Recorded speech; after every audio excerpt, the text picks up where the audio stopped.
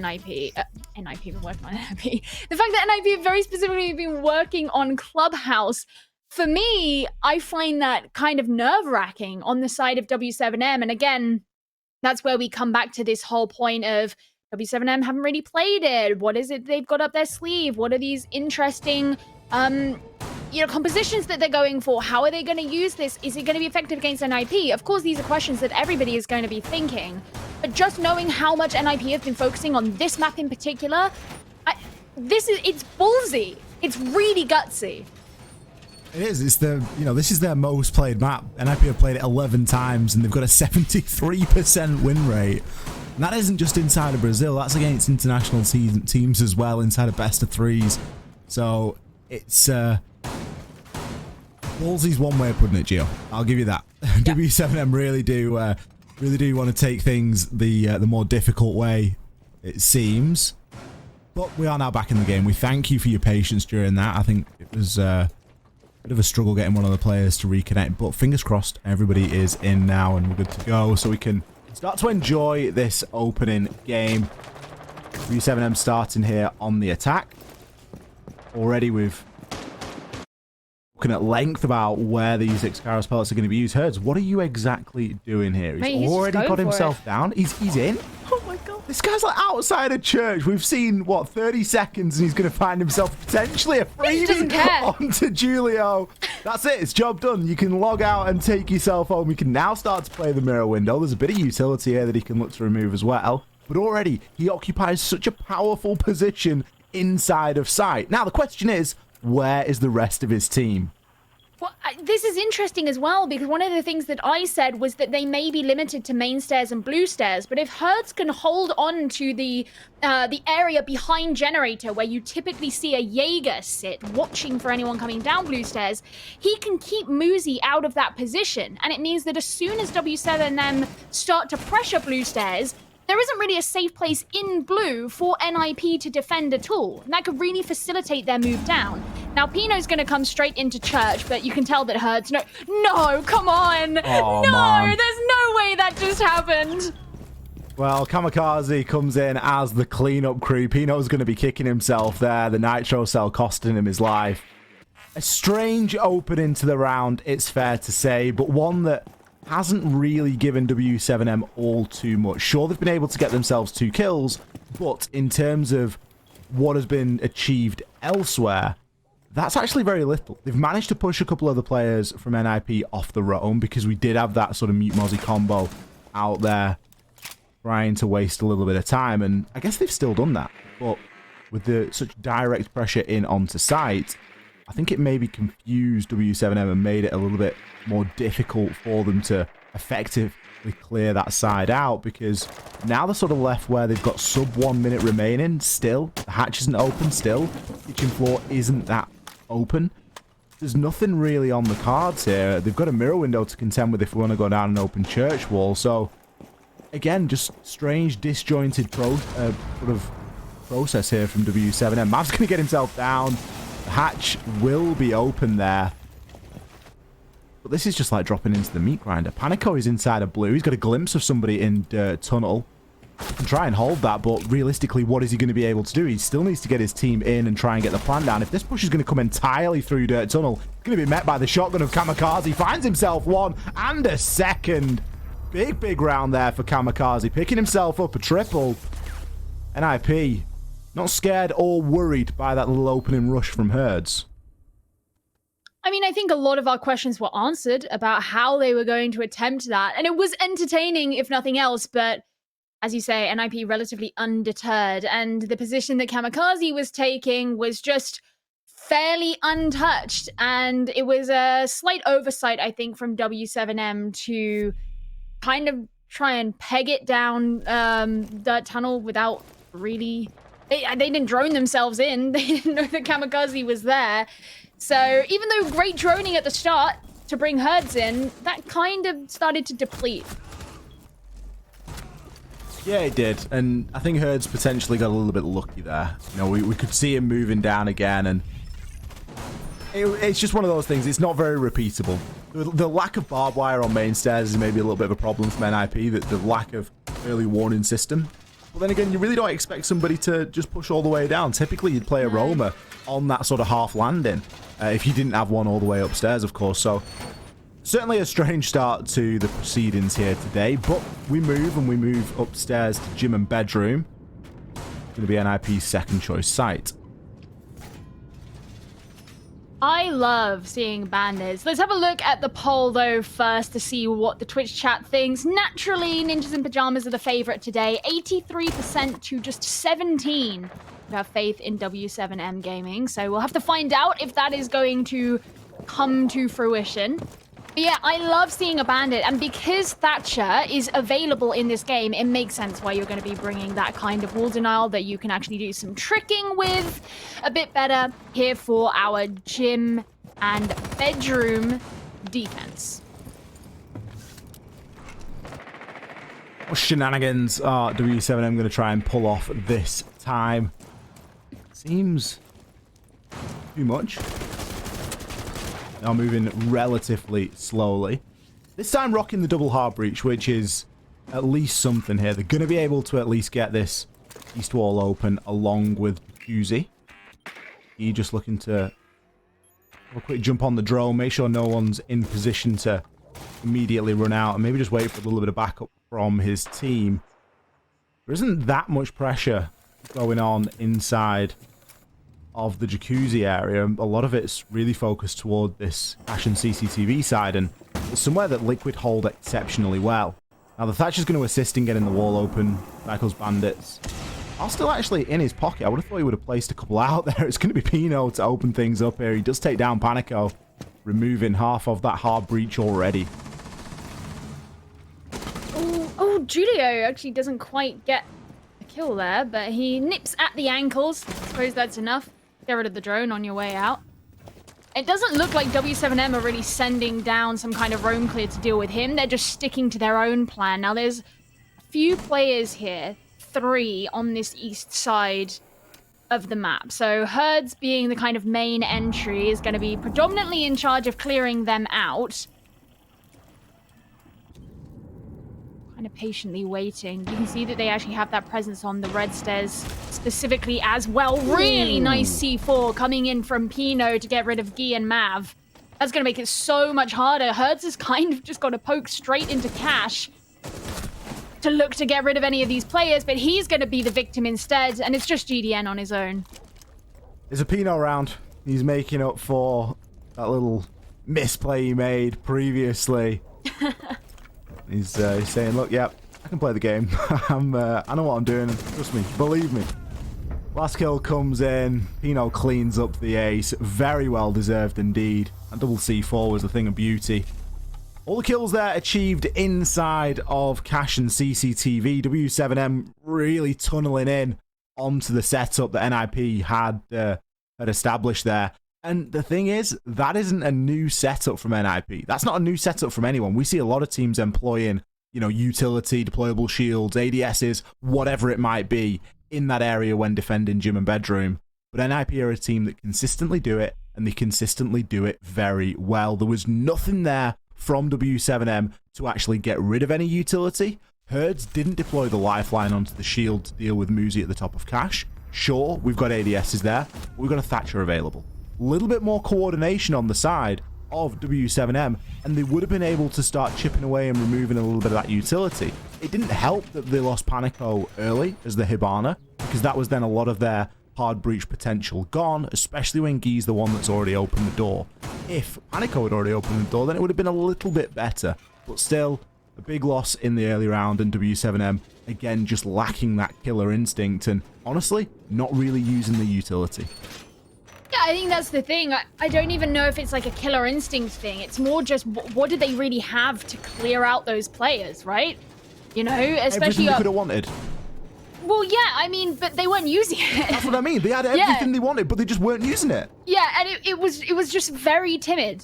So it's like, you know, we know that you're happy to send Herds in. We've seen it in round 1, and you were getting him peeking around the corner. But like Herds isn't. Yeah, it's like, all right, Herds, you drew the short straw. You go in, mate. And Herds is like, no, please, can we just like use it? Like, please, the nade is right there, dude. It's right there. Well, it could be a short day, but we'll see how it transpires. W7M struggling to find success here, and honestly, this site isn't going to be any easier. We are seeing the Bandit in play, which is kind of nice. And it's nice, especially given that we have the Thatcher, because you think that that's, you know, a bit of a direct counter. With the addition of the Mute as well, NIP have got the capability here to really be a little bit of a problem and try and keep hold of that east wall for as long as possible. I want to see where they try and deploy that utility, and if they are really going to drag W7M into that sort of bandit tricking play. Well, you know they're going to have to clear out what's going on down below. Once again, it is Psycho. He did head down the blue stairs, but holding that position... I mean, he's by the main stairs now, but he was by the blue stairs before. Holding that position down in storage makes it really hard to gain control, because you could always have the vertical angles being used against you. So that has to be cleared out, and you can tell that Mav is kind of on the hunt here, heading in from behind, but doesn't have direct information as to the whereabouts of Psycho himself.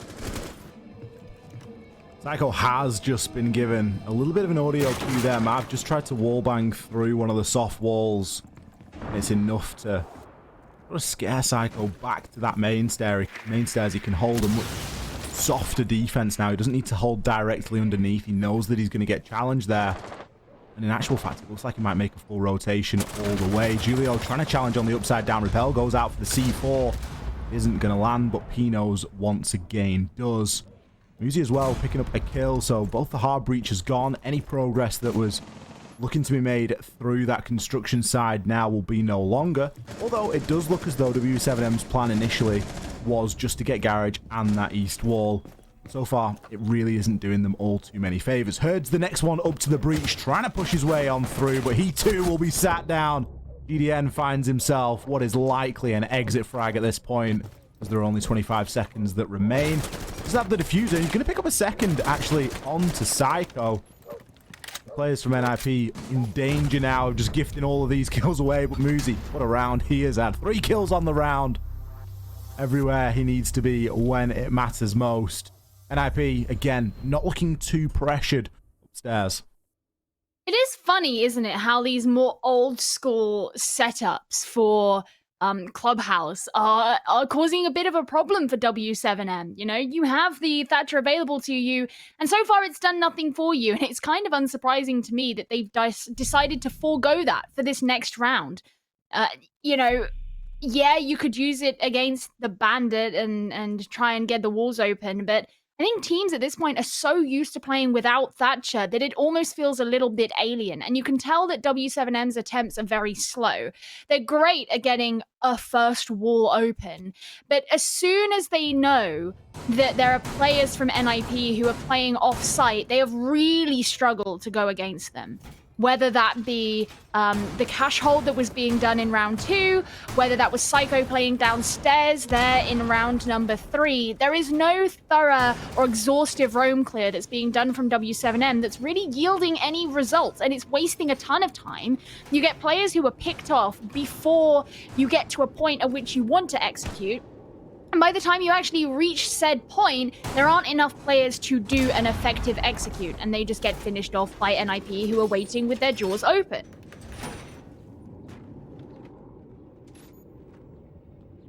Well, we see NIP go back downstairs now. I think, as you mentioned quite rightly, W7M don't really bother with the Thatcher here. There's other things that they can bring to the party that are going to make it a lot easier, and biggest difference really in this lineup is the fact that they've actually brought 2 grenades, or 2 sets of grenades, should I say. You've got the Ayana and the sledge. NIP are going to be looking to stamp down on this authority. That'll have been a great kill. But, you know, we could see him get himself onto that elevated angle inside of logistics, and he's managed to take Mav down as I imagine he gets himself off the rappel. Now, I don't know if that's a player tendency, just a hot spot that he knows that Mav's going to repel on, or somebody will. It's a freebie that Pino is able to gain. Pino not died since round number 1 and currently sitting on 7 kills. Obviously, he had the ace. He's been playing exceptionally well with that. Panico is going to find a refrag. Could put a little bit of pressure onto this roam game, as that's where W7M's focus is right now. Oh, nice reaction time there from Guy to clean up Pino, but there's going to be Julio ready to trade herds as well. So 3 versus 2 right now. Nice flick from Kamikaze. He was really the king of the castle when NIP were last defending this site. Now, of course, W7M's approach, I suppose idea of an approach, did change for this round in particular. And so much of the fights have happened upstairs that we haven't really got to see much of how their ability or idea on breaking into the basement has changed. One of those things is the Hibana, of course. So being able to open up the Moto hatch, they can actually drone down there, get an idea of what's going on below without it being because they're sending herds in within the first 10 seconds of the round. And I would imagine that GDN and Panico are going to stay quite close together, given that it's only those 2 remaining.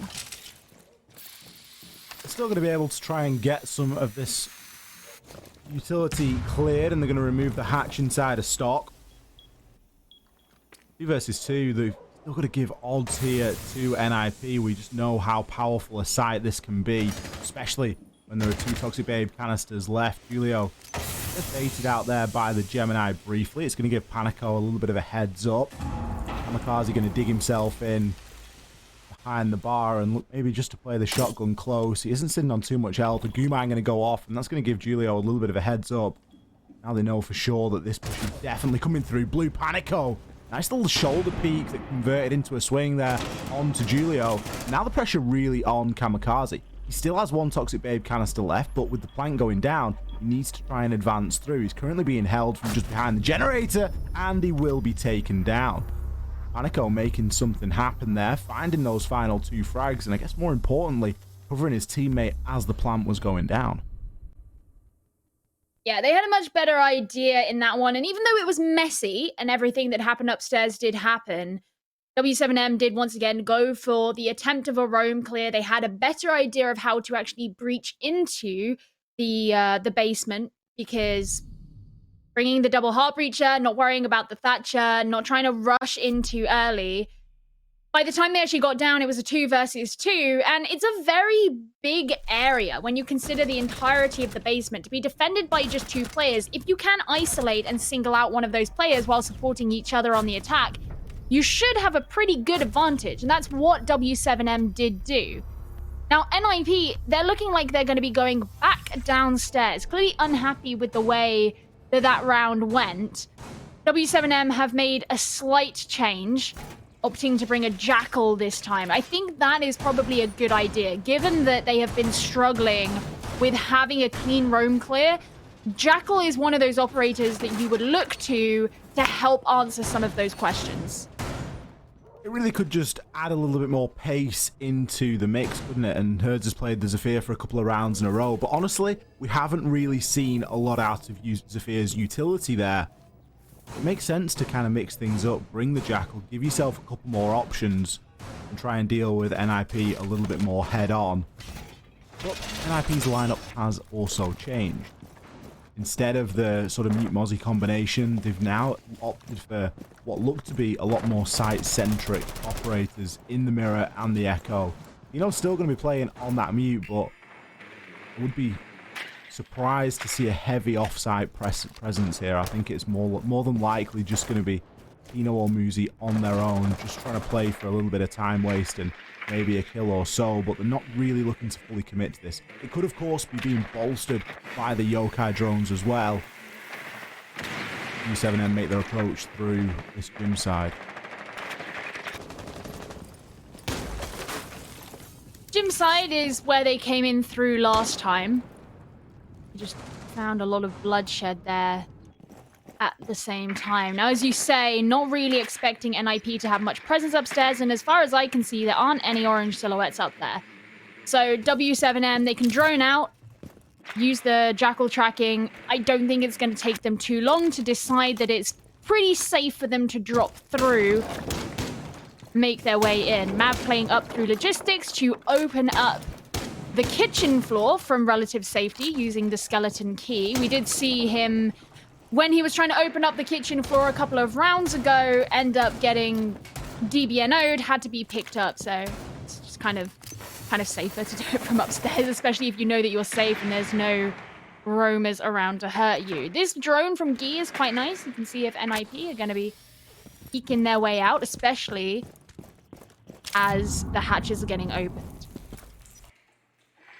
Seeing Mav opening up that angle is very reminiscent of something that W7M were doing on Chalet as well, where they were trying to open up the floor from sort of 2 floors below, and just really sort of holding those kind of extravagant angles and really flexing that map knowledge to its fullest. Not always the most efficient, but it gets the job done in a bit of a safer manner, and we can see that he has managed to keep himself alive while doing so.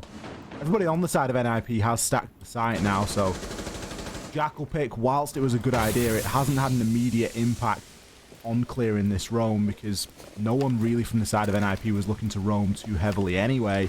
I think that's the main reason that they tried to give it another go down here, is they were more than happy to just play the site and know that it is a very powerful site to force attackers to drop in. See the smokes coming through now as an execute is going to be imminent. Tycho, one tap over onto GDN, not making a big deal of that one at all, and that's the diffuser now cold underneath the hatch. Panico gets himself down to Pino. Herds finds one from Kitchen Hatch, but really it is not going to be enough at this moment in time as the final 3 kills come in. Muzi, again, just the right place at the right time.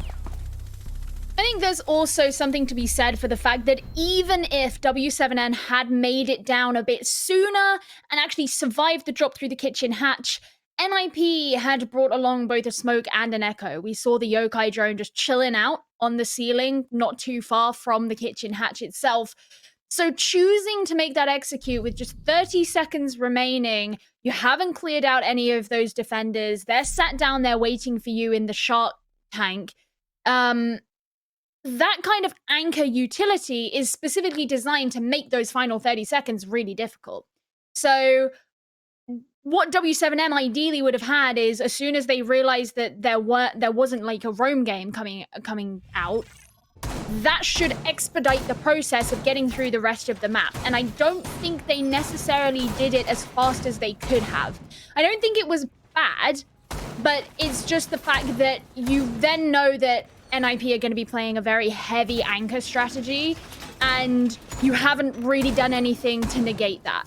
So the worst of your nightmares for that round are still yet to come. Add that with the fact that you're dropping down one by one with like 15 seconds to go, it doesn't bode too well for you.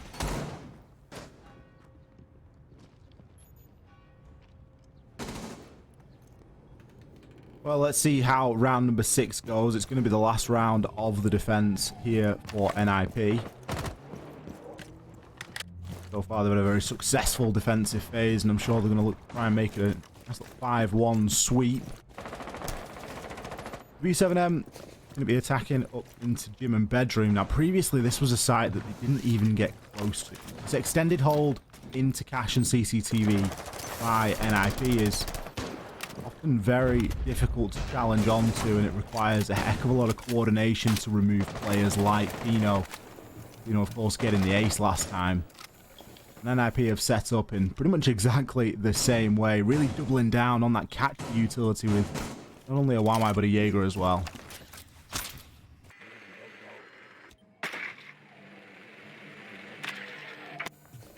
Well, we'll see how they do. I mean, knowing as well that W7M are a team who, when you look at the players on them, in theory, they should be throwing nades left, right, and center. They love their nades. They've been bringing Sledge a couple of rounds. This time, they only got the Yana to carry them. So the fact that that hasn't really been something that's been lent into too much by W7M is intriguing. And then, of course, you look at the fact that NIP have brought the Wamai and the Jaeger, kind of makes it even harder. Haneko's going to send down the nade now that utility has been cleared, and that should, in theory, clear out red stairs. There is still, well, maybe not one player left down there as Psycho's taken down. That's much better from W7M. That's pretty much exactly what we want them to be doing here, and that is actually using the utility to clear out those players. Now NIP are getting pressured a little bit. Psycho can no longer sit in that powerful angle. We've got Herds holding a nice little cross there. He's able to take down Julio. Kills continue to fly on through. Muzi eventually will be taken down. Pino and Kamikaze now left up against Mav, as Mav is at the top of these cash stairs, already receiving some shots. Going to be able to pick the diffuser up on the way through, but doesn't stop him from being in the 2 versus 1. Best location to be in right now. 40 seconds do remain. Everybody pretty much knows where he is here, and NIP aren't going to try and thirst onto this too much. I'm going to be given an opportunity here of potentially using the skeleton key to give himself another line of sight, but he will eventually be taken down. Kamikaze playing quite a dangerous game there. All it would have taken would have been one stray shot from Mav to take him out, and it would have been a 1v1, but still, NIP come away there with a nice little 5-1 split. Oh, it's going to be hard. Going to be hard for W7M to bounce back from this. We did, of course, say that their attack was probably going to be quite difficult for them. Going into NIP, being on the side that kind of requires that extra level of coordination. It being a relatively new map for W7M because they haven't played it in the last however many months. And even then, prior to that, it would have been a different roster for W7M anyway. So, you know, this is new territory for them, and they're going against the kings of the turf. So it was naturally going to be a very difficult attacking half for them. I want to see if they're going to bring out those pocket strats that we saw from them yesterday. Obviously not the exact same ones. Consulate and Clubhouse are 2 very different maps. But I want to see them have some kind of personal planning for this half. You know what I mean? I want to see what juicy things they've got up their sleeves. They're going to be starting off on CCTV. NIP, interestingly, for the attack, have decided they are going to bring Thatcher, which is something that W7M decided to give up on about halfway through that first half. But the only denial that they're really bringing along is Mute, which is kind of what you would expect anyway. You don't really need a Thatcher to get rid of Mute. They haven't decided to go down that bandit route that NIP did to directly counter the Thatcher, to force them into that tricking cycle where you basically try and waste the EMPs. So it's interesting to me, W7M had that opportunity and have decided not to go for it.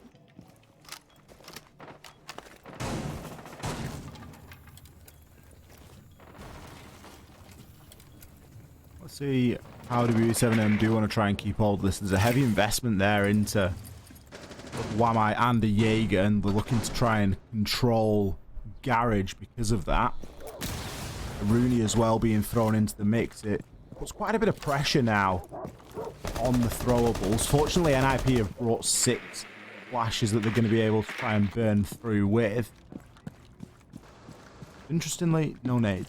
So it does put a little bit of less pressure, I guess, onto those ADSs. You're not really expected to be naded out. You don't have to be looking to remove them. It's nice to, if possible. Bottom garage will be open, but NIP are going to mount this attack. Kamikaze just going to drone Muzi in below, as Muzi's probably going to use the lifeline to hassle and destroy some of those mute jammers, if they are even placed on that east wall. Oh, I was going to say Herd's going for the 1v1, but he died before I even managed to finish the sentence, so never mind about that one. Julio also going down, so it's 4 versus 4, no direct man advantage at this point. Mav is going to be kind of recalled. He's playing something of a roam, but not being challenged right now, as Guy is the next one to fall. The next victim of the F2 in the hands of Psycho. NIP aren't making any kind of rush. No, NIP aren't looking to rush this too much. I mean, you say that, but Pino has already got himself into Garage now. Now, whilst he's only really in a position to hold an angle from here and he is being called out on the Wub, he's still able to cut the site in half. Could try and assist one of his teammates coming on in, and obviously Garage control that comes with that. Panico gets a little bit impatient there. Eventually will be taken down, and that is the cue to call. That is now the breach being opened. Babe Canisters trying to stop flood, or the inevitable flood of players coming in. That barbed wire being in position is going to give the game away, but I don't think that Pino is going to be too concerned about that. Giving up Garage was a bit of a questionable one, but still it leaves Mav in the 1 versus 3. Now he has to try and fight on through, and really, what are you going to do? You're going up against 3 of the best gunners in the game. Psycho takes him on down there. NIP, match point. It's come quickly, hasn't it? It has. And well, I mean, NIP did have their first loss of the stage last week. So now the cycle starts again and we go back to what we were doing in Playday number 1, where they 7-1 Team Liquid and repeat. So we can just predict, going forth, we can predict every single scoreline that NIP are going to get, right?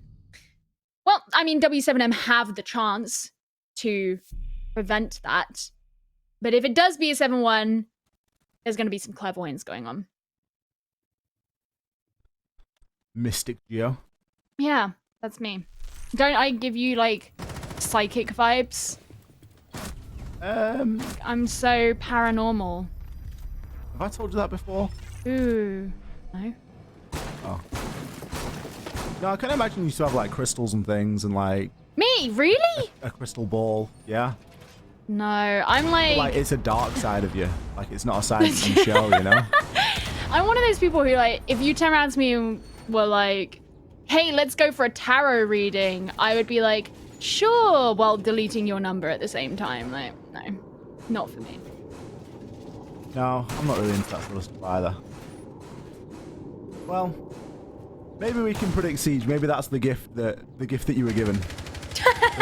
was predicting scorelines in Siege, particularly when NIP are involved, because I mean, it's not been easy to predict them, but they've played exceptionally well throughout stage 1. It was, the writing was on the wall, really, that they were going to come out here tonight and give us a good showing. But I'll admit, I wasn't expecting it to be match point already, having seen such a decisive game. We've not really seen W7M log into the server all too much. You know, there's been 1 or 2 rounds where they've been present, but aside from that, it's something that they've really been struggling on. Julio is going to be forced back a little bit, getting stunned out. GDN bringing the Gojmot mines on Ella. Now, I want to see, it doesn't look like W7M are playing all too far from the site, even though when you look at their operator lineup, it's not too dissimilar from a typical clubhouse roam. And they don't actually have any really stringent anchors, you know? No smoke, no echo. I mean, Mav's playing upstairs, but I think he might be the only one.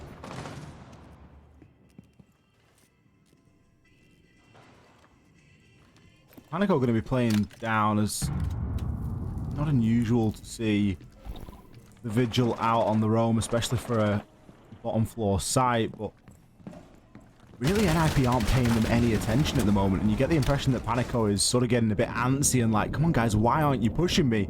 Instead, Julio's got himself into the site. He's going to be playing AK. He's going to get a chance at one onto Panico and a second onto Hurt. He nearly picked up the third onto Mav. He chunked him down to half.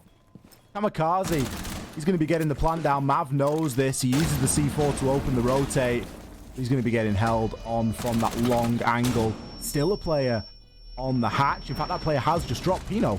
Questionable play, but still gives NIP an advantage. He's going to have a line of sight now onto that diffuser. But the players from NIP aren't giving themselves up too easily. Muzi finds a very important down there onto Kamikaze, sorry, Mav. Kamikaze picking up that final kill as well. A little bit of a closer and more scrappier round than the rest of the game, but still it is enough to put NIP over the line and give them a 7-1 win here tonight against W7M. Nice nippy game, and I don't think NIP got all too prescient, to be perfectly honest. And after seeing some of the improvement come out from W7M over the last couple of weeks, I felt like this was a little bit, you know, less than what we've been getting from them recently. But regardless, we spoke at the beginning about how, you know, regardless of whatever the scoreline is, they're going to gain a lot from this game. And I should imagine that that's going to be true. But I mean, look at NIP aren't even really celebrating.